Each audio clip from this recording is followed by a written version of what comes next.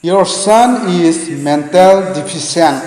Haibagi mahutta your son is genius. Hairam badagi ngasi ekoina numidangi amambabu angan boina adumang laibang amlibani. Sume Thomas Alva Edison. Mahaki wakalgi thona kanana hapki. Noma angang oiriba Thomas Alva Edison na school dagi yumda halaglaga mamada CM pirami aduga hairami. Ima Sigi CSA aigi school gi ozana imada piu hairakpani aduga CSC da iriba se ima khakta pahalu haina su hairai CA du urubada Thomas Alva Edison gi mama Nancy Matthew Elliot na mitlu pirang selami aduga CA du da iriba do Thomas Alva Edison tanaba hona parame hadinga sai tahangano hairagasu mano ina tanaba hona pathoklame. Your son is genius. Nahaki nasanupa se mayamdagi thoidok hendokna wakhal loksing leiba nupa masa amakhakni maram asina ekhogi school da mahakpu phajana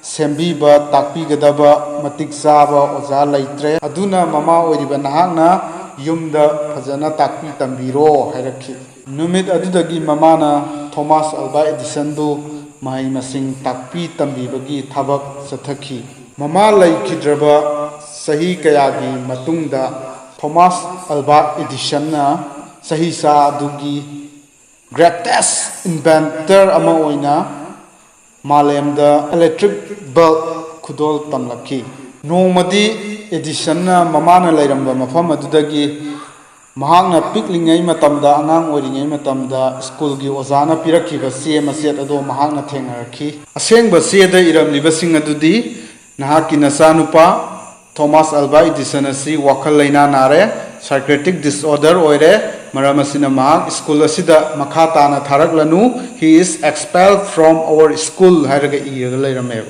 Edison na masi paru matamda mahaki thamoi se amna soklami aduga mahaki diary dasu asumna irami Thomas Alva Edison ase wakhal laina narambadagi mahaki mamana sahi sa asigi khwaidagi wakhal loksing leiba misak ama oina sembiram ki haina mahaki diary singda iramba thengnarakhi Thomas Alva Edison gi mama Nancy Matthew Elliot tagi tamjaningai oiba ama hairagadi negative energy da lakpa khudingmak positive energy da onthokpa ngamkhiba asimangni marup mayam gisu wakhalon comment ta thambiramo.